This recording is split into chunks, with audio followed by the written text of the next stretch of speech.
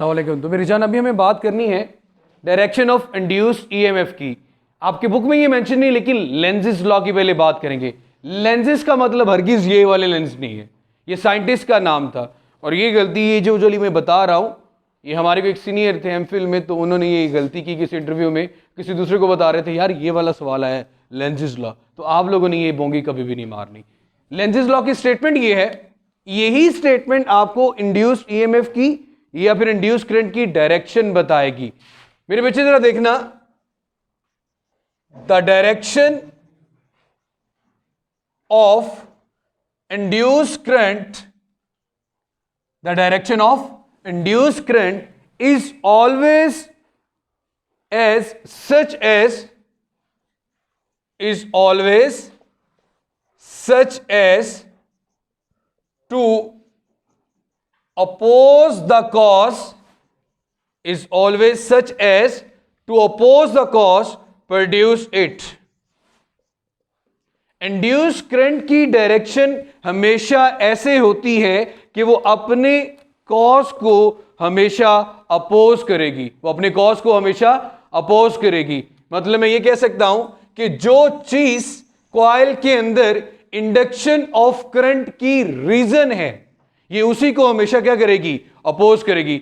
इस लाइन को या इस कॉन्सेप्ट को समझने के लिए मैंने कल भी कहा था कि आपको सिर्फ और सिर्फ इन दो रिंग्स को कंसीडर कर लें। ये दोनों समझ में आ गए तो आपके लिए बाकी चीजें समझनी आसान हो जाएगी।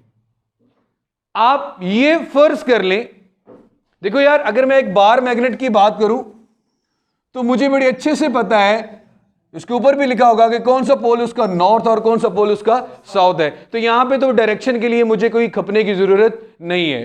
मेरे लिए अगर कोई इशू है तो मुझे नहीं पता कि लूप में पैदा होने वाला करंट, लूप में पैदा होने वाला करंट किस डायरेक्शन में पैदा हो रहा है, कैसे पैदा हो रहा है। अगर मैं फर्ज कर लूं, सबसे पहले मैं फर्ज कर लेता हूं कि अगर इस कॉइल में एंटी क्लॉकवाइज डायरेक्शन में करंट पैदा हो रहा है, एंटी क्लॉकवाइज डायरेक्शन में, आप अपने हाथ राइट हैंड की कर्लिंग ऑफ द फिंगर्स को इसकी डायरेक्शन में रोटेट करें, आपका थंब आपकी तरफ आ रहा है, ऐसे ही मेरा बेटा ऊपर की तरफ। तो हम बुक में इस डायरेक्शन को 3D में तो ड्रॉ नहीं करते, अवर डायरेक्शन लिख देते। ऊपर नॉर्थ है तो नीचे क्या है, फिर साउथ है। Again direction of the current में अपनी फिंगर्स को कर्ल करना है। आपका थंब जिस तरह आप सोलेनाइड को इस तरह कॉइल में पकड़ देते तो थंब किसको इंडिकेट करता था, north pole of the magnet को। सिमिलरली यहां पे भी थंब किसको इंडिकेट कर रहे हैं, north pole of the magnet को। उसके ऑपोजिट कौन सा पोल होगा, साउथ। अब यहां से ही अपना रिजल्ट डिराइव कर लेंगे कि अगर किसी कॉइल में एंटी क्लॉकवाइज करंट होगा तो उसका ऊपर वाला पोर्शन आपके पास साउथ और ये वाला पोर्शन क्या होगा, नॉर्थ। या फिर आप ये कह सकते हो कि अगर किसी कॉइल में आपको पता है कि ऊपर वाला पोर्शन नॉर्थ है और नीचे वाला साउथ है, तो उसमें करंट की डायरेक्शन क्या होगी, एंटी क्लॉकवाइज। उसके लिए मैं लिख रहा हूं ACW, एंटी क्लॉकवाइज। क्लियर हो गया मेरी जान। अब अगर ऐसा हो जाए क्लॉकवाइज होगा तो ये वाला पोर्शन साउथ और ये क्या होगा, नॉर्थ। ठीक हो गया मेरे बच्चे, ये उसको दो तक बांधे यार। अब मेरे बच्चे क्लॉकवाइज और एंटी क्लॉकवाइज, यहां से अब एक्चुअली कॉन्सेप्ट हमें क्या चाहिए, हमें यह बात पता करनी है, यह साबित करनी है, या लेंजेस ने ये लॉ दिया कि ये जो इंड्यूस करंट पैदा हो रहा है, मैं लफ्ज इंड्यूस करंट की बात कर रहा हूं, कोई बैटरी या कोई सोर्स इसके साथ मैंने कनेक्ट नहीं किया हुआ। इंड्यूस करंट की रीजन कल भी कहा था कि जब इलेक्ट्रोमैग्नेटिक इंडक्शन की बात करनी है तो आपके जहन में जो बात होनी चाहिए वो ये होनी चाहिए, चेंज इन मैग्नेटिक फील्ड। यही था साथ बेटे, चेंज इन मैग्नेटिक फील्ड। अगर मैग्नेटिक फील्ड में चेंज है तो इंडक्शन होगी। ठीक हो गया मेरा बेटा। अब हम ये करते हैं, सपोज जैसे कि लॉ क्या कहते हैं कि फर्ज करो आप एक बार मैग्नेट इसके करीब लेके आओगे, अब मैग्नेटिक फील्ड को क्या कर रहे हो, चेंज कर रहे हो। आप इसके करीब लेके जाओ, आप इसके दूर लेके जाओ, मैग्नेटिक फील्ड लाइंस जो इसमें से पास हो रही हैं वो कभी कम होंगी कभी ज्यादा होंगी। अगर मैग्नेटिक फील्ड लाइंस कम या ज्यादा हो रही हैं मतलब कि मैग्नेटिक फील्ड चेंज हो रहा है, और अगर मैग्नेटिक फील्ड चेंज हो रहा है तो क्या इंड्यूस होगा, करंट इंड्यूस होगा या फिर ईएमएफ इंड्यूस होगी। अब जब इसके करीब आएगा, लेंजिस लॉ ये कहता है कि ये जो इंडक्शन करंट की वजह से मैग्नेटिक फील्ड पैदा होगा, किसकी वजह से? इंडक्शन करंट की वजह से जो इंड्यूस हुआ वो भी तो मैग्नेटिक फील्ड पैदा करेगा। वो मैग्नेटिक फील्ड इसको हमेशा क्या करेगा? अपोज करेगा।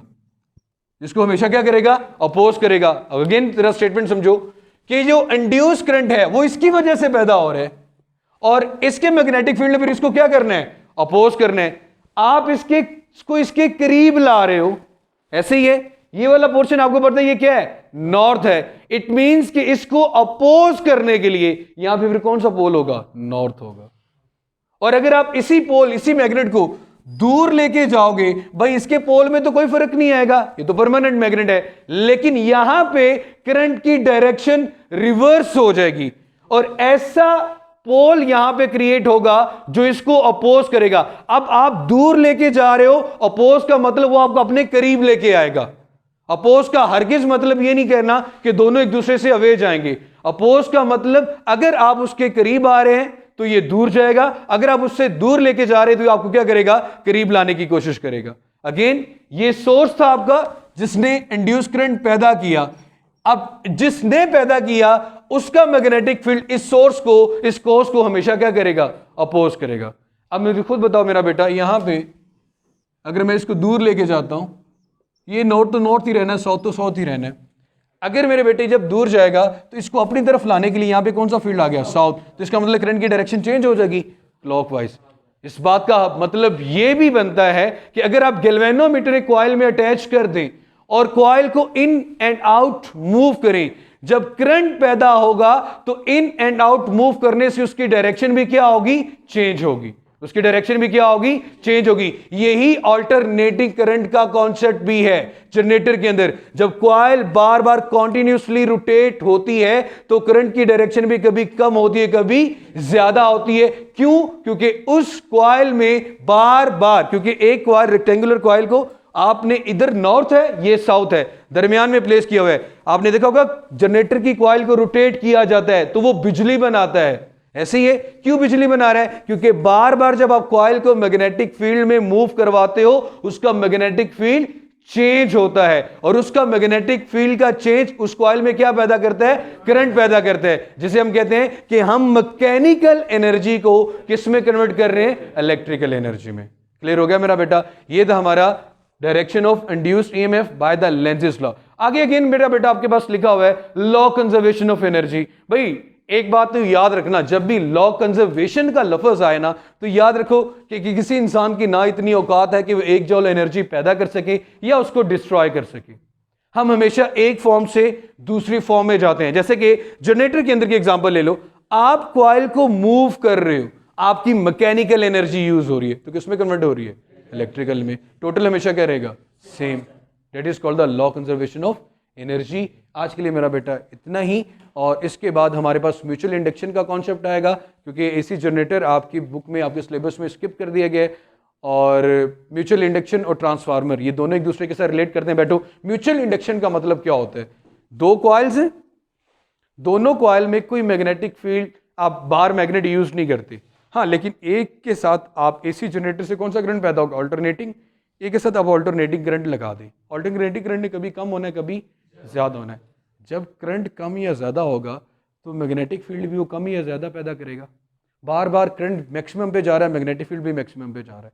करंट मिनिमम पे आ रहा है, मैग्नेटिक फील्ड भी क्या आ रहा है? मिनिमम पे आ रहा है। तो जब चेंज का करंट भी क्या पैदा कर रहा है? Change in magnetic field. इसका मतलब वहां पे भी क्या इंड्यूस होगी? EMF। कि एक कॉइल को मैं अल्टरनेटिंग करंट दे दूंगा, उसके करीब दूसरी कॉइल रख दूंगा, उसके साथ कोई सोर्स नहीं लगाऊंगा, लेकिन एक के चेंज में नियर बाय भी क्या होगा? सराउंडिंग में EMF पैदा हो जाएगी। इसे कहेंगे म्यूचुअल इंडक्शन। इन्होंने किसी और से हेल्प नहीं ली, लेकिन खुद ही क्या इंड्यूस कर दिया? EMF। ये ट्रांसफार्मर में कैसे यूज होता है ये हमारा इंशाल्लाह डिटेल टॉपिक होगा। अपना ख्याल रखें। MM नज़ीर चैनल को सब्सक्राइब कर लें। खुश रहें, जीते रहें, आबाद रहें। अल्लाह हाफिज।